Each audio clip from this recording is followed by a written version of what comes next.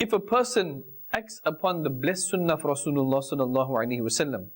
Now here's one way that we can actually remove depression from our lives. Because you see, suicidal thoughts, one of the root causes of this is depression. If we identify what are the root problems in my life that are creating other problems, and in particular here, suicidal thoughts is mostly caused because a person is in that state of depression. So listen to this, subhanallah azza wa jal. It's mentioned in Al-Mustadrak that tie the turban and your tolerance will increase.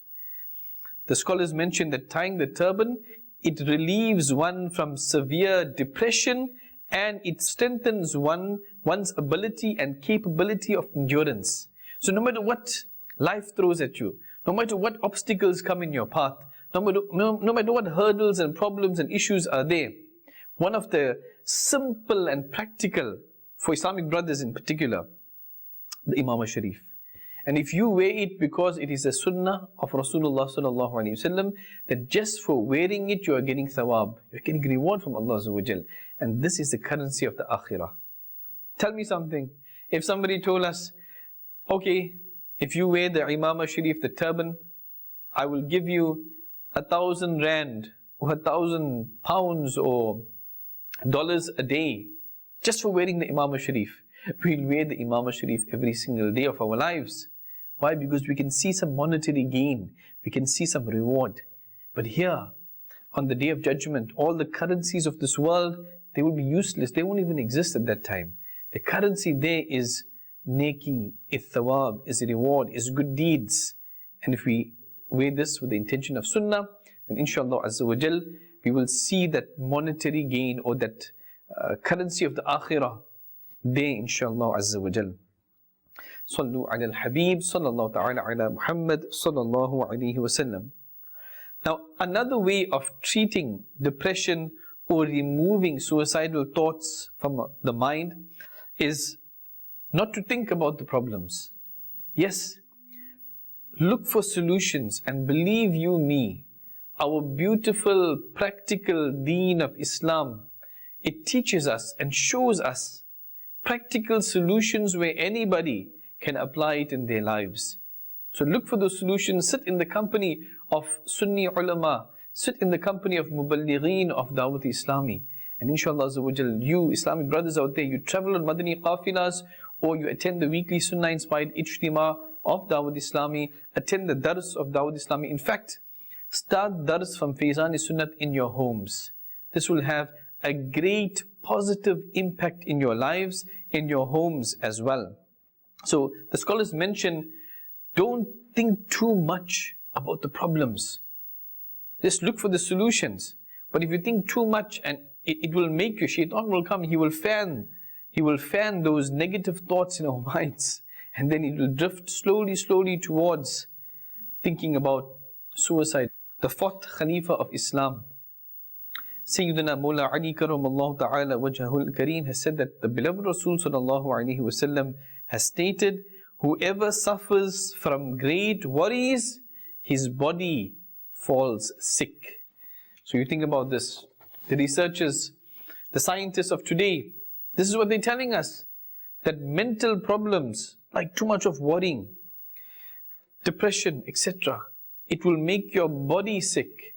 And this is what the beloved Nabi sallallahu alaihi wasallam is warning us against, that mental problems will create physical problems as well. May Allah Azza wa Jal protect us and remove these evil thoughts and waswasas, evil whispers of shaitan from our minds. We need to train our minds.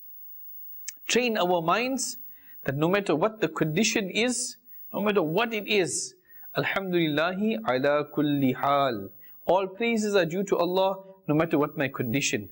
Believe me, if you train your mind like this, you will gain much needed peace of mind and solace, comfort and tranquility in the heart.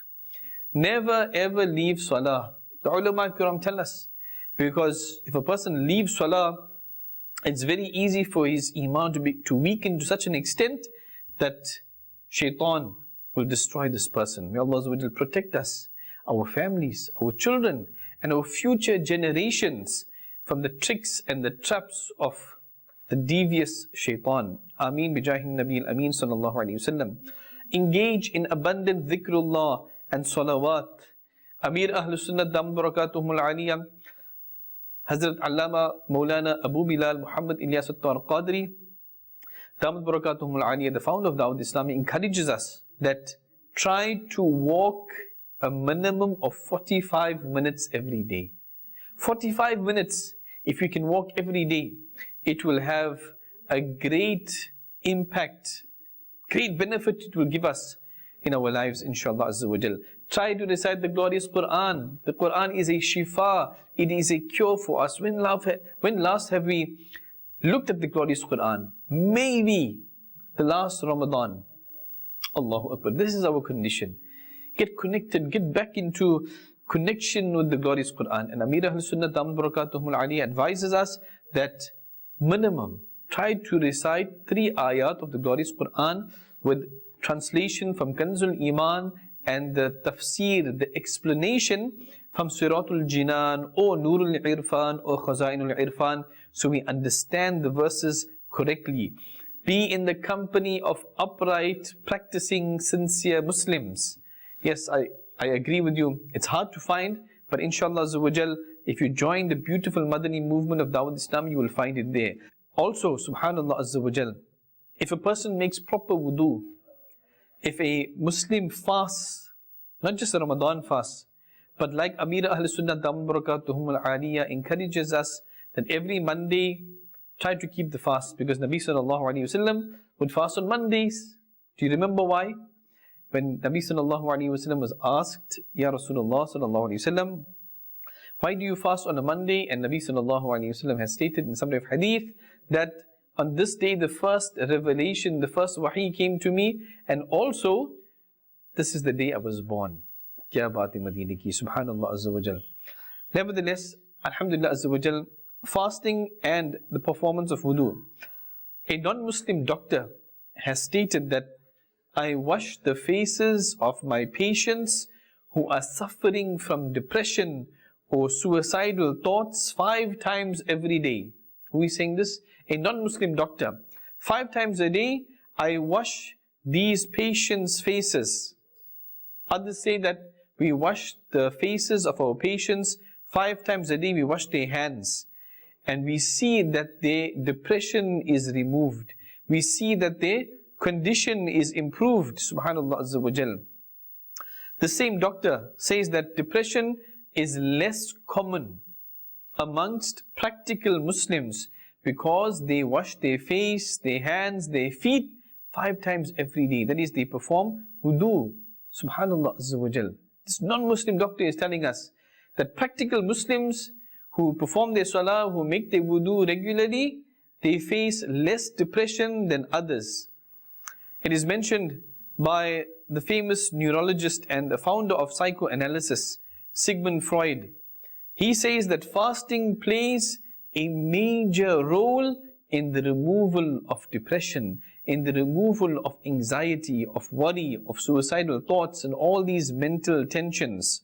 Now you tell me, a Muslim who performs wudu correctly and is punctual with his 5 daily salahs and practices on the Madani In'am, as I mentioned earlier, of fasting every Mondays, will he really suffer from tensions, from anxiety, from depression, as many others are suffering from? Of course not. May Allah protect us against these mental issues.